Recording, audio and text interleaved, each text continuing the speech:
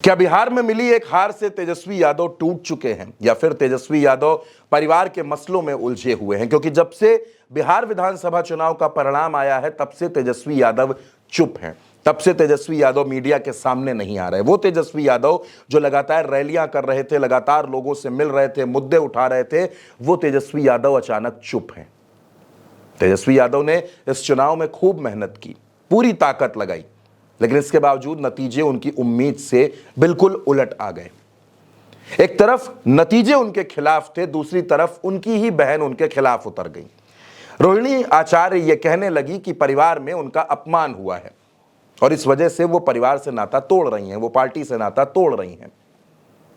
क्या यह सही वक्त था इस तरह की चीजों के लिए? खैर, वो उनके परिवार का मसला है, उस पर मैं नहीं जाना चाहता। लेकिन तेजस्वी यादव की जहां तक बात है, लोग ये कह रहे हैं कि तेजस्वी यादव चुनाव हार गए, तेजस्वी यादव अब आगे क्या करेंगे? और ये सवाल सही भी है, क्योंकि तेजस्वी यादव जिस दिन से चुनाव हारे हैं उस दिन से उन्होंने मीडिया के कैमरों का सामना नहीं किया है।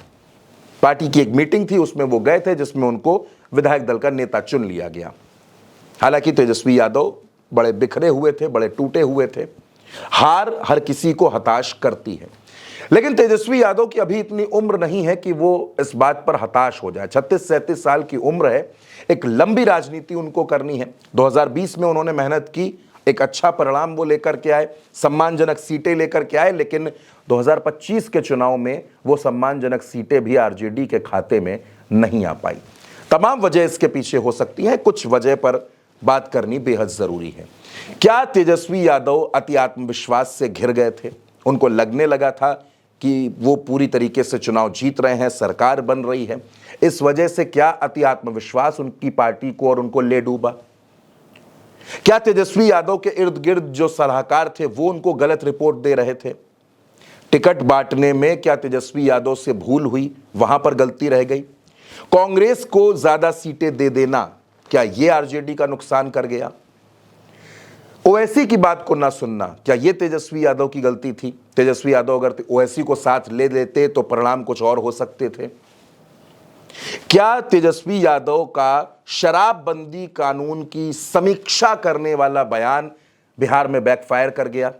महिलाएं इस वजह से आरजेडी से टूट गई, क्योंकि तेजस्वी यादव ने जो वादा किया था वो वादा बहुत बड़ा था। तेजस्वी यादव ने जीविका दीदी के लिए एक बड़ा वादा किया था, वो वादा भी काम नहीं कर पाया। तेजस्वी यादव जो जो वादे करते चले गए, जेडीयू और पूरा का पूरा एनडीए गठबंधन उसको कॉपी करता चला गया। लोगों ने उनके वादों पर भरोसा कर लिया। क्या समय से पहले घोषणा कर देना यह भी तेजस्वी यादव को नुकसान कर गया? या फिर तेजस्वी यादव जब तेज प्रताप यादव परिवार से अलग हुए, उन्होंने अपनी पार्टी बनाई, वो सब चीजें नुकसान कर रही थी? क्या तेजस्वी यादव को तेज प्रताप के सामने प्रत्याशी नहीं उतारना चाहिए था? या फिर तेजस्वी यादव इस चुनाव को समझ नहीं पाए? ये तमाम सवाल हैं जो तेजस्वी यादव से पूछे जाएंगे। तेजस्वी यादव को आने वाले वक्त के साथ धीरे धीरे ही सही, लेकिन इनका जवाब देना पड़ेगा। लेकिन उससे बड़ा सवाल यह है कि तेजस्वी यादव चुप क्यों हैं? आखिर क्यों तेजस्वी यादव पत्रकारों के सवालों का सामना नहीं कर रहे? वो अपने कार्यकर्ताओं और नेताओं के बीच में क्यों नहीं आ रहे? या फिर तेजस्वी यादव नए सिरे से कुछ सोच रहे हैं? लोग ये कहते हैं कि आरजेडी को एक बड़े ट्रांसफॉर्मेशन की जरूरत है, एक बड़े बदलाव की जरूरत है। तेजस्वी यादव ने सब कुछ किया। तेजस्वी यादव ने बिहार के चुनाव में एमवाई वाले फैक्टर को हावी नहीं होने दिया, परिवारवाद के आरोप नहीं लगने दिए। तेजस्वी यादव ने रोजगार की बात की, नौकरी की बात की। तेजस्वी यादव एक दिन में 15-15, 17-17 रैलियां कर रहे थे। क्या रैलियों की संख्या बढ़ाना और रैलियों में समय को कम करना यह भी तेजस्वी को नुकसान किया? क्योंकि तेजस्वी यादव को हमने देखा कि वो जहां जा रहे थे वहां पर कहीं 2 मिनट के, कहीं 5 मिनट के भाषण दे रहे थे। भीड़ उनका घंटों से इंतजार कर रही थी, लोग खड़े थे। तेजस्वी यादव का हेलीकॉप्टर उतरता था, धूल का गुबार उड़ता था, तेजस्वी यादव आते थे, 2-3 लाइनों में अपनी बात कहते थे और उसके बाद वो निकल जाते थे अगली रैली के लिए। क्या जनता को समय न दे पाना भी तेजस्वी यादव की एक कमी रह गई?